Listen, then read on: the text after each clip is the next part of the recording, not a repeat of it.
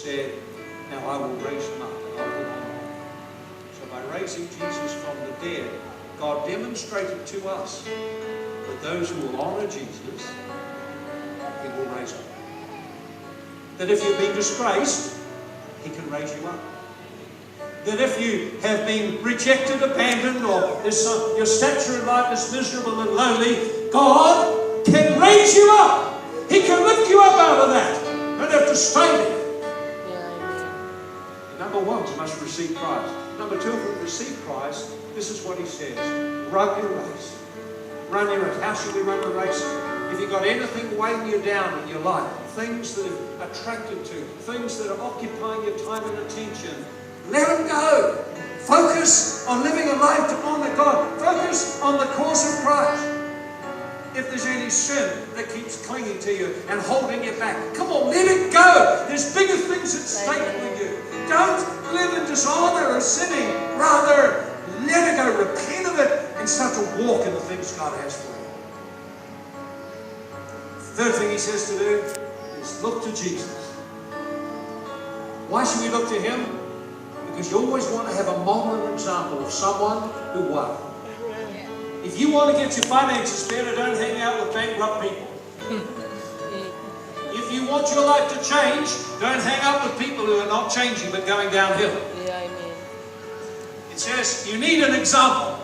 So the Bible tells us first example is Jesus Christ himself, who did not worry what people thought about him, was absolutely despising of a culture that shamed people, and he endured shame so we could be raised up. How about that? That's an example, especially right now, to Western Christians, not to be wimpy, not to be worried what people think, not to live an easy life, but rather run your race. Start to make a count with the gospel. Start to reach people for Christ.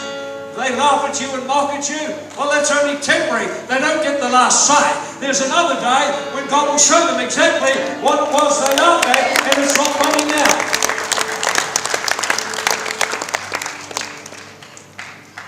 Example of Jesus enduring shameful treatment because something lay ahead. So we need to endure as well. Run with endurance. Some of you may feel like quitting, giving up. You've gone through setbacks. It looks like God may not have come through. But you know, something that happens to everyone. Don't read the Bible. Not everyone got everything was glory to God every day. People went through hardship. There are people now in the Middle East who are dying for their faith. We can barely get up and pray for ours. Shame. People, even young children, saying, I refuse to renounce Christ, and then ISIS killed them. Jesus. See, that's the world we're living in. And God calls you and me to follow the one who took our shame. Let him take our shame and make us into honourable people. God wants you to be an honourable person. If you're a man here, God wants to restore your honour. You may have been orphaned, may not have had a father, may not have anyone to show you what to do in life, but Jesus wants to restore you. You may have grown up in a broken family, abusive family, whatever it is, and carry shame of where you come from. That's not your end. God has a different, fresh start for you. When we come to Christ, when we're born again, I have a new identity. That's the old me. There's a new me now. It's a child of God. Where's my family? I got a heavenly family now. I belong to a royal family. Everything that God has is available to me. He despised the shame for the joy that was set before him. Why don't you close your eyes for a moment right now?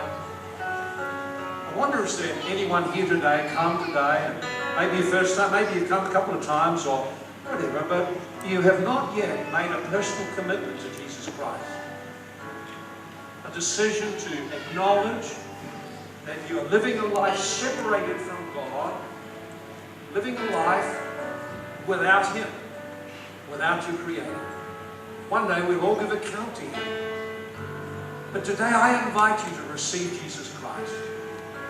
The one who loved you and gave His life on the cross, that rose honorably from the dead, overcoming the shame.